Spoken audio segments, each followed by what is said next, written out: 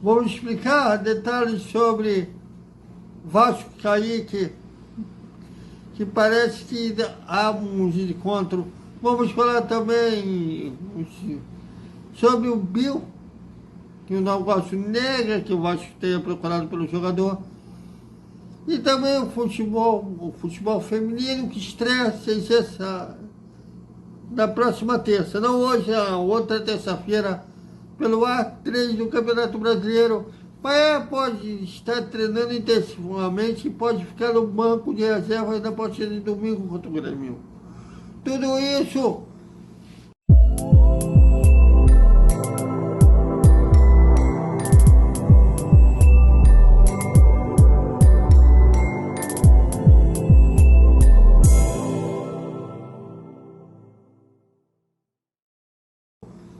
desperta, Vascaíno! Salve, salve, galera do Vascão! Bom dia para todo mundo e domingo a bola rola. E como rola em São Januário, ainda estamos na espera se estaremos lá ou não. Vasco e Grêmio, a abertura do Campeonato Brasileiro. Bom, não para mais, até dezembro, né, sequência de jogos vai ser final de semana e jogos no meio da semana. Por exemplo, na abertura contra o Grêmio, na quarta, o Vasco viaja até a Bragança Paulista para enfrentar o Bragantino. E por aí vai.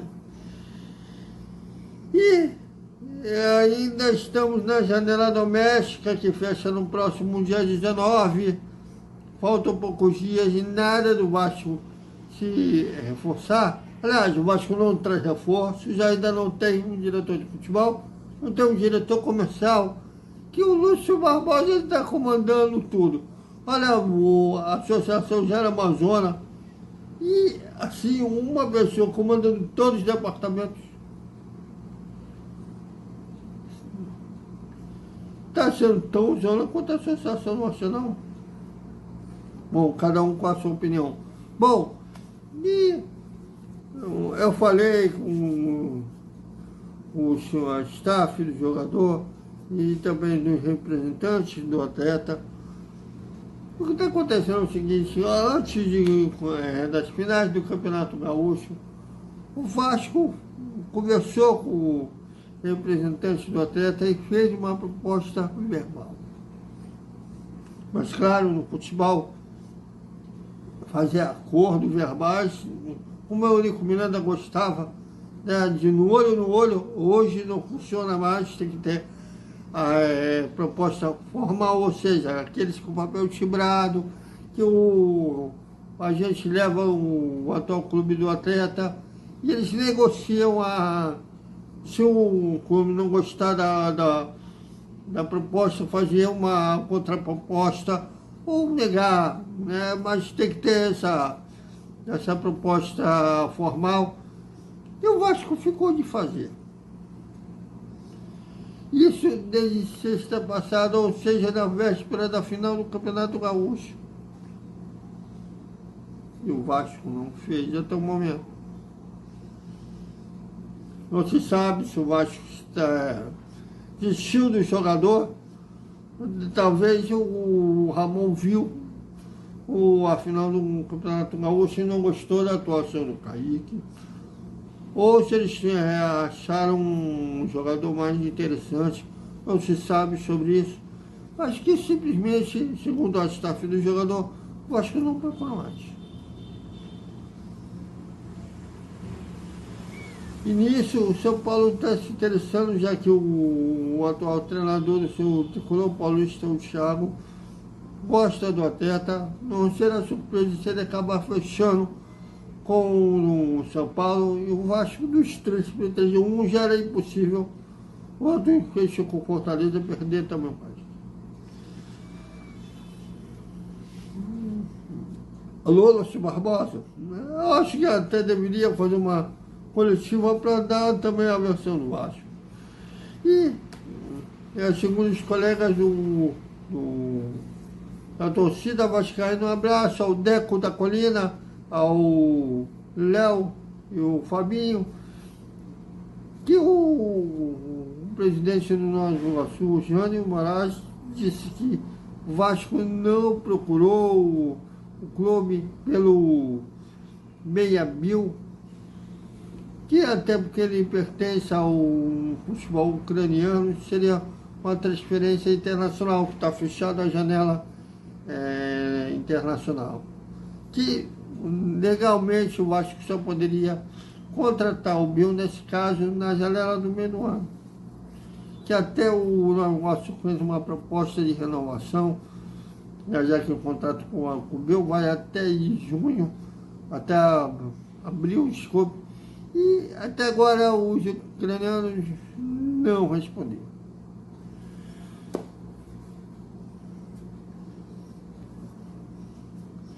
Talvez ele, ou provavelmente o presidente do Nova Iguaçu, não sabe se o Vasco, por exemplo, está conversando diretamente com o clube de origem do meu, ou não. Aliás, o Vasco está descendo uma lentidão na verdade, o Vasco está tido lentidão desde quando virou SAF. Mas está te superando nessa janela doméstica. E o futebol feminino estreia, né? Na verdade, o futebol feminino, a A3 que o Vasco disputa, tem um modo de disputa muito parecido com a Copa do Brasil. Essa primeira fase é de jogo único, como o Vasco foi eliminado no ano passado. E o Vasco vai enfrentar esse ano o Vila Nova do Espírito Santo. O jogo será, inclusive, no Clube Andrade na próxima terça-feira. Quem vencer avança. Se houver empate nos 90 minutos, será decisão por pênaltis. O objetivo é vencer o A3 para disputar o A2 e 2006 estará na elite do futebol feminino. Vamos ver se, pelo que a gente viu no campeonato carioca, não venceu nenhum clássico, é preocupante. Mas vamos aguardar para ver como será. E, de acordo com os colegas do Atenção Vascaínos, abraço ao Flávio, ao Emerson, parabéns pelos 5 anos do canal. O Paé vem treinando em 3 sessões e segundo que eles apuraram, há a possibilidade do francês se recuperar a tempo de ser pelo menos relacionado no jogo de domingo contra o Grêmio. Bom, eu não sou médico, não sei, não vi o exame do Paé, não sei quais são as condições. O Flávio Emerson são jornalista de primeira grandeza, sabem apurar como ninguém. Mas a gente opinando aqui é difícil ver se a gente não viu como que o cara se lesionou. Até os especialistas comentarem, eles falam que é difícil sem ver o exame. Só que há um risco de, se ele não estiver realmente 100% curado, piorar a situação. Eu acho que deveria não apressar, fazendo um tempo que geralmente esse tipo de lesão dá como recuperação plena, e o campeonato é muito longo, né? Vai até dezembro. Seria pior se piorar a lesão, já aconteceu um rompimento no joelho, como aconteceu com o Paulinho e com o Jair, e ele perdeu a temporada. Logo o craque do time. Mas a palavra do departamento médico do Vasco, que deve estar, sabe o que faz. Bom, e a polêmica da noite, né? O Pedrinho deu uma interessante entrevista ao podcast do Dieguinho, o Tibolati. Abraço ao Dieguinho, que ele contou histórias da época de jogador. Uma resenha bem interessante e claro que ele chegou nessa virada, assim dizer, dele no Vasco, que agora é presidente do clube. E uma coisa chamou a atenção. Ele dizendo que não concorda com quase nada que há no contrato do Vasco com a 77. Não pontua, porque ele não pode falar, né, já que é um contrato, pelo visto, cheio de confidelidade, mas que ele não concorda nada, que não foi ele que negociou esse contrato. Vejam aí. O Vinícius está aqui também hoje com a gente. Queria muito ter estado na coletiva, mas não consegui.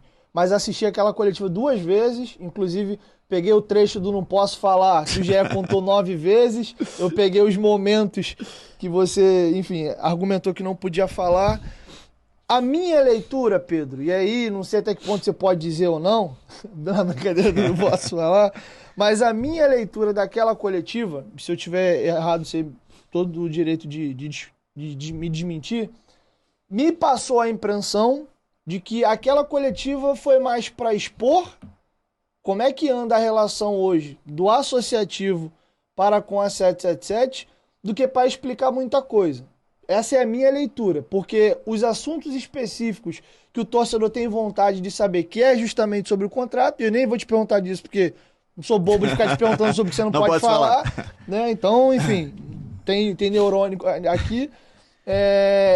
Mas ficou uma impressão, e eu vi alguns companheiros de forma respeitosa, e eu também tenho essa opinião, pra gente que opina de forma séria e tá cagando e andando pra política do clube, eu saí naquele dia com um sentimento ruim daquela coletiva, e eu vou te explicar como vascaíno, que não é o comunicador, que é o Diego torcedor. Eu nunca vi um presidente da associação tão fragilizado. Sim. Porque era angustiante ver, e de fato está no contrato, né? Tá no FAQ lá que foi divulgado, que vários assuntos você não pode falar. De fato, aquela coletiva foi para expor como é que tá a relação, Pedro? Então, Diego, vou tentar lembrar de tudo, tá? Vamos pela parte do fragilizado. Contratualmente, ok. Então você concorda que contratualmente você está fragilizado? Calma. Em publicamente falar o que eu tenho vontade de falar, tá? O não posso falar é público. Não posso falar publicamente. Internamente, de sócio para sócio, eu falo todas as verdades que eu tenho para falar. Todas as verdades que eu tenho para falar. Que isso fique claro.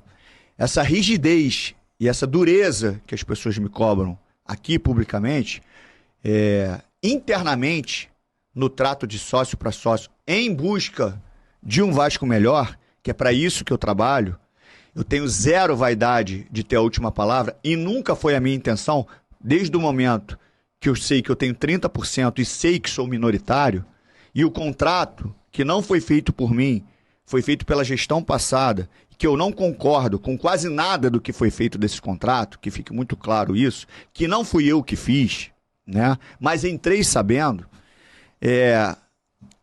o trato interno, ele é duro. Eu fico indignado com muitas coisas que tem ali. E eu não posso falar, são cláusulas de confidencialidade que não foram feitas por mim. Mas numa conversa de sócio para sócio, eu posso falar tudo que eu tenho que falar. Tá? Que isso fique claro. Você falou outra coisa que me fugiu agora. Voltando, a impressão que eu fiquei é que a coletiva foi para deixar público... Não, aí a questão da comunicação é o seguinte. Eu tenho muito respeito, por mais que o Vasco tenha surgido do Remo, eu tenho muito respeito porque as pessoas só se interessam praticamente pelo futebol. Isso é uma verdade. Tá? Então as pessoas pediam para eu falar. Tá? E internamente, numa conversa de achar o melhor momento para falar ou não, e o que falar ou não, quando a gente começa a divulgar que a nossa rede social do Instagram é o CRVG, que as pessoas ainda não entenderam, é o CRVG, ali a gente ia municiando algumas coisas do que eram feitas. Em um mês de gestão, tinha um mês de gestão, e as pessoas queriam, Pedrinho tem que falar, Pedrinho tem que falar. Só que a gente, quando soltava ali de outros esportes, as pessoas, pô, a gente não quer saber disso. As pessoas são Vasco, entre aspas, são Vasco só futebol, que é o que interessa para a maioria das pessoas. E eu não podia, naquele momento, dar uma coletiva, por mais que eu não falasse nada, porque automaticamente, no meio de uma competição, e essa foi uma discussão, fala ou não fala? Porque se ganha e se perde e fala, é oportunista. Eu não via de nenhuma das duas formas. Eu via como um presidente comunicando com o seu torcedor. E eu não posso ter o resultado como parâmetro de uma comunicação. Mas como existe uma política que ainda é suja, eu tive que brigar, no bom sentido, internamente, para encontrar o melhor momento. Até que eu falei o seguinte, olha só, parou, eu só vou falar então agora quando acabar o campeonato. Porque as pessoas estão numa ideia de que se fala isso, se fala... Então, quando acabar o campeonato... Bom, é difícil também opinar disso. Na verdade, esse contrato para o público, para a imprensa, né, nós da imprensa, para a gente repassar para o público, nunca veio à tona. Mas teve gente dentro da política do Vasco, né, até porque para a venda do futebol ser aprovada, teve que passar pelo conselho, e pessoas sendo da situação, sendo da oposição, tiveram que ler. Né? A venda foi feita na gestão do Jorge Salgado,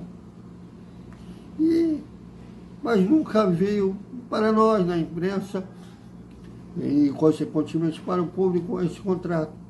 Então é difícil a gente julgar sem ler esse contrato. Mas não tiro a razão do Pedrinho, mas que parece que ao mesmo tempo que ele, como ele foi ex-jogador, ele está frustrado de não contribuir como ele gostaria, e ele pode contribuir por ter sido jogador nessa reconstrução do futebol. Eu sei que todos nós estamos cheios de saco de ouvir a palavra reconstrução, mas não tem jeito. Ele poderia contribuir por a vivência dele de ex-atleta, comentarista, foi 5 anos é considerado até por atuais jogadores de melhor comentarista do país. Além da frustração dele, realmente pode ter alguma coisa que ele não concorde. Mas aí, eu pergunto, acho que ficou faltando, inclusive, o Dieguinho rebater com essa pergunta. Será que não tem, dentro da legislação brasileira, um meio de ajustar, melhorar ou colocar com a forma que ele aprove esse contrato? O que tem de tão obrusco que não pode ser velado? Nada desse contrato.